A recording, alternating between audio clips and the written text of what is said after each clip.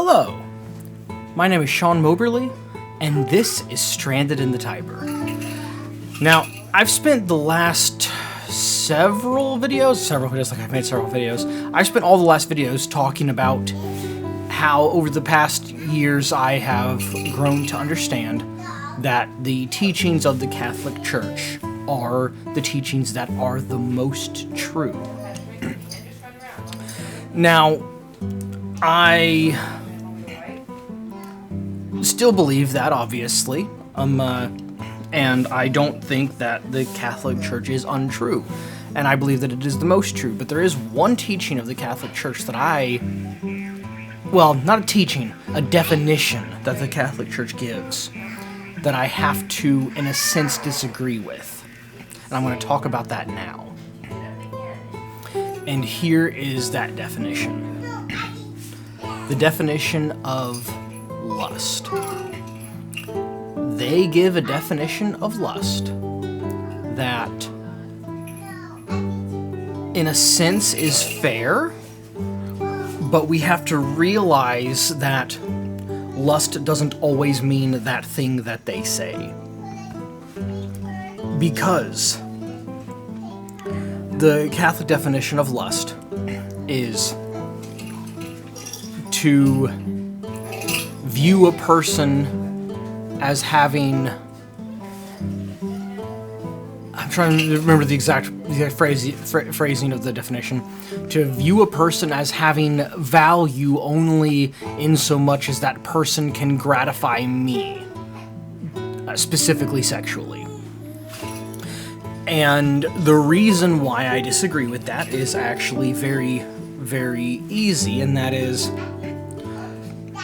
because that is a good definition of the sin of lust, in that doing that thing is a sin, and to call that sin lust is perfectly fair. But it's important to know that when we see the word lust in the Bible, it means something else. For example, when Jesus is talking about committing adultery in the heart, he says, "Whoever looks at a woman to lust after her has committed adultery with her in his heart." Now, people have to ask themselves, now, is lust possible in the context of marriage? In that, can I sinfully lust regarding my wife? And with the Catholic definition, yes, I can. But with this other use of the word, so I can... The only two parties involved are me and my wife, and the only person I'm thinking about is my wife. And if I use the Catholic definition in that case, it's saying that I am committing adultery with my wife, which is obviously not possible. So, I'm going to explain why it's important that we use the actual definition of lust, which the word that's translated to lust just means desire. We typically would think of it as an illicit desire, a desire for something that we are not to have. And I think that's fair, but it does just mean desire. So let's think about what Jesus said in that context. He said, "Whoever looks at a woman to lust after her." And that's not just in the King James. Look back at the Greek, and it has that on there. Whoever looks at a woman for the purpose of desiring her has committed adultery with her in his heart. So that would be referring to a woman with whom, if he fulfilled that desire that he might have, would be adultery. For him to look for the purpose of desiring, it constitutes adultery. Which means that the lust itself is not the sin. It is you are looking for the purpose of lusting. So another way of putting that would be, I see a woman and I begin to have a desire for that woman, and it's a woman for whom my desire should not be. Basically, any woman besides my wife. If I continue looking, any objective person would say he has the desire for the woman. He recognizes that he has the desire for that woman, and he is still continuing to choose to look. One can only assume then that his purpose is continuing to look for the sake of that desire. And the reason for that is because the desire can just pop up in anyone's head. You know, I can be walking down the street and I can see a really attractive woman, and in my mind can say, hey, that's an attractive woman. I bet she'd be real nice to have.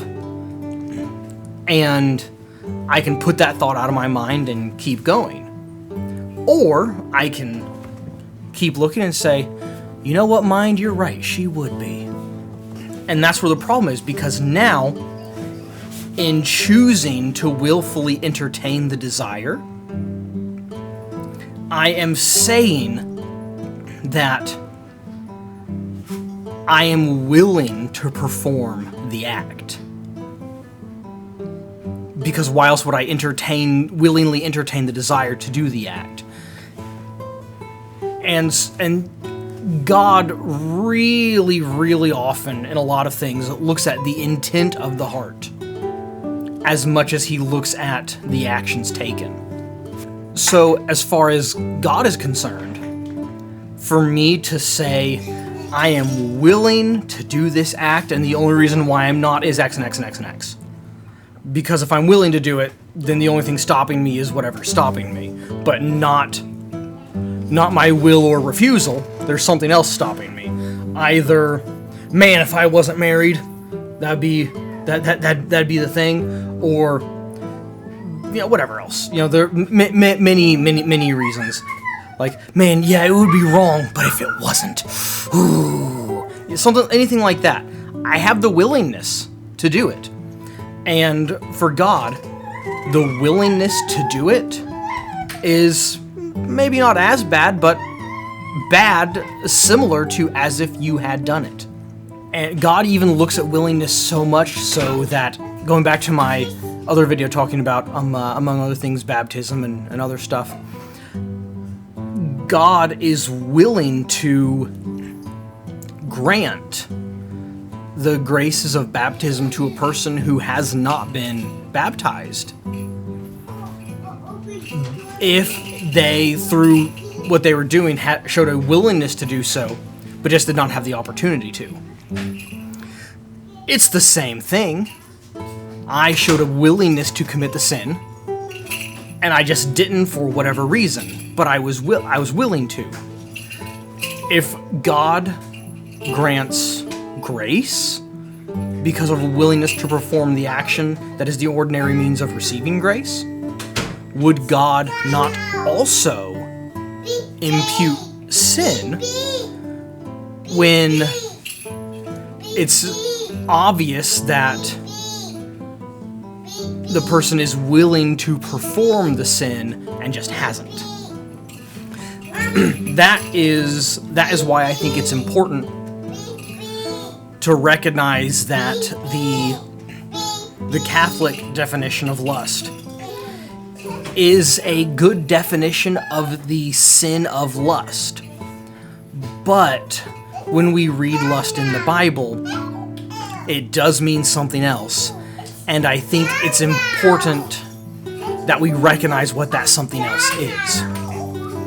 Because then we realize that it's not just, if I do this thing, I've done something wrong. But it's, if I behave in a way that shows to God I'm willing to do the thing, that's also wrong, and we need to recognize that.